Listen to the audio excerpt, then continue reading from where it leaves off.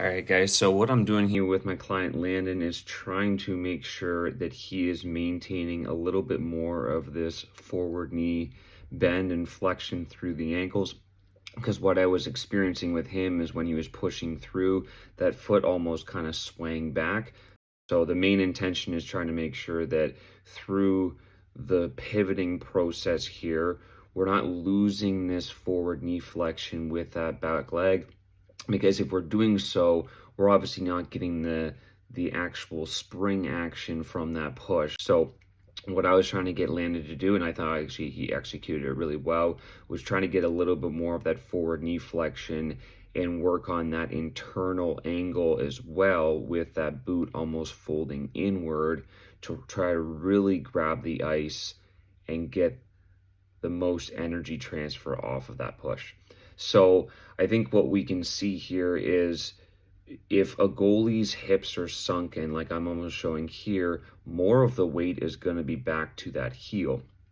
Two things that are going to be really tough there. One is going to be it's going to be very tough to turn, because if you're turning and the weight's more in the heel, you're basically relying on the toe rotating, which is not the best way. We want to keep more of the forefront of the boot on the ice, and that allows the heel to kind of graze the top part of the ice, allowing us to pivot a lot more efficiently. And because the weight is on the forefront of the boot, that means that we're a little bit more pitched in front, covering more net, and oftentimes having better weight transfer through that push. So let's just watch a couple clips here of Landon actually driving through.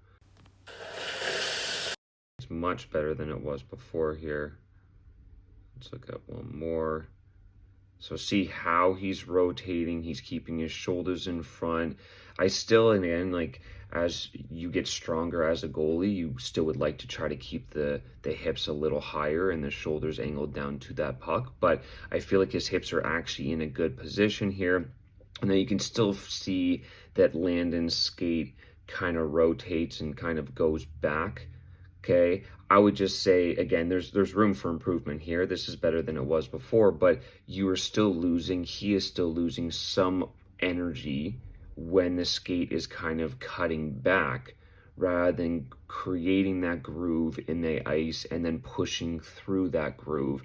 But if your foot is kind of moving back, more or less you're kind of losing some level of energy. And two, unfortunately, what happens is, if that foot is moving back, now our knees are kind of on opposite lines. So what we'd like to do is have our pelvis, our knees, our hips all kind of like drive through and push through on a similar angle to our final destination. But if, let's say, Landon's knee is on this route, the lead knee, but because that back foot kind of like C-cutted behind him more or less, when he's driving that knee back into that front knee, he's almost going to have to go up and in with that knee, where when you are gapping up, when you are closing that 5-hole, when you are sliding, whether it's a power push or a butterfly slide, you would like to make sure that the knee goes more directly to that lead knee. And again, that's because, or doable, when both knees are on the same line. So I hope that makes sense, guys. Let's just go through a couple more reps here, but honestly, I thought he did a really good job. I thought that was probably one of the best ones. Like, watch how his foot doesn't really go back much. So you can see how that right foot right now is grabbing that ice and pushing right away. All right, that's much better than in the couple clips prior where you saw that foot actually kind of route back a little. He's getting a real good, obviously, like drive off that push, and because his leg and foot are not kind of migrating too far behind his body, he's able to gap up a lot cleaner. That's really good as well. And I just was prompting him to just kind of keep the shoulders a little bit more angled down to that puck. Shoulders, all right, pitched in front, hips pitched back and up. More or less, they feed off of each other. If the hips are sunken, the shoulders flatten out. And obviously, it's a balancing act. Like, goalies could be leaning too far in front, but oftentimes you'll see goalies kind of revert to being a little bit more flat-chested than pitched in front. But really good slide here. So he's opening up that lead side, automatic dip. Okay, shoulders are in front of knees, hands aggressive, or at least that glove is opening up to some ability to, or to some extent. I honestly would like that glove to maybe flare a little bit more by the time he gets there, just for a little bit more coverage. But his knee is dropping more or less square to that final location. Now, we can talk about this later, but what I would like Landon to do, and all goalies to do, is try to keep that flare with that lead leg. Tough camera angle here to see it, but if you can see when he drops, see almost this knee kind of like jut in front.